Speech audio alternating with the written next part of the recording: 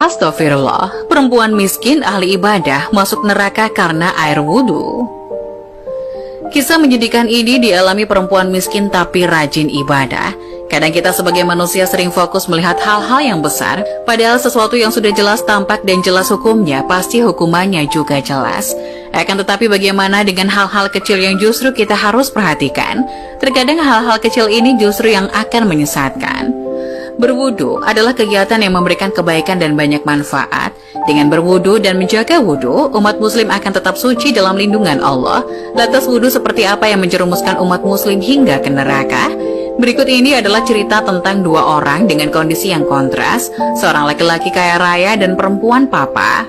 Dalam keseharian pun keduanya tampak begitu berbeda. Sang lelaki hidupnya padat oleh kesibukan duniawi, sementara wanita yang miskin itu justru menghabiskan waktunya untuk selalu beribadah. Kesungguhan dan kerja keras lelaki tersebut membawanya pada kemapanan ekonomi yang diidamkan. Kekayaannya tak ia nikmati sendiri. Keluarga yang menjadi tanggung jawabnya merasakan dampak ketercukupan karena jerih payahnya. Lelaki ini memang sedang bekerja untuk kebutuhan rumah tangga dan pendidikan anak-anaknya perempuan seksi. Nasib lain dialami si perempuan miskin. Para tetangganya tak menemukan harta apapun di rumahnya, kecuali sebuah bejana dengan persediaan air wudhu di dalamnya. Iya, bagi wanita taat ini, air wudhu menjadi kekayaan yang membanggakan, meski hidup masih pas-pasan. Bukankah kesucian menjadikan ibadah kita lebih diterima dan hikmat, dan karenanya menjanjikan balasan yang jauh lebih agung dari sekedar kekayaan duniawi yang fana ini? Syekh Abdul Wahab Asy'arani dalam kitab Al-Minah Husaniyah mengisahkan suatu ketika ada seorang yang mengambil wudhu dari bejana milik perempuan itu. Melihat hal demikian, si perempuan berbisik dalam hati, kalau air itu habis, lalu bagaimana aku akan berwudu untuk menunaikan sembahyang sunnah nanti malam? Apa yang tampak secara lahir tak selalu menunjukkan keadaan sebenarnya. Diceritakan setelah meninggal dunia, keadaan keduanya jauh berbeda. Sang lelaki kaya raya itu mendapat kenikmatan surga, sementara si perempuan papa yang taat beribadah itu justru masuk neraka. Kenapa bisa begitu? Lelaki hartawan tersebut menerima kemuliaan lantaran sikap zuhudnya dari gemerlap dunia.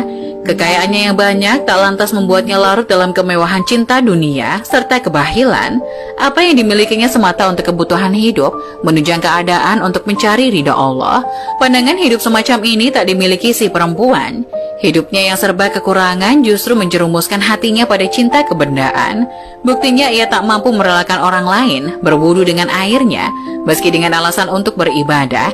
Ketidakikhlasan adalah petunjuk bahwa ia miskin bukan karena terlepas dari cinta kebenaran, melainkan dipaksa oleh keadaan.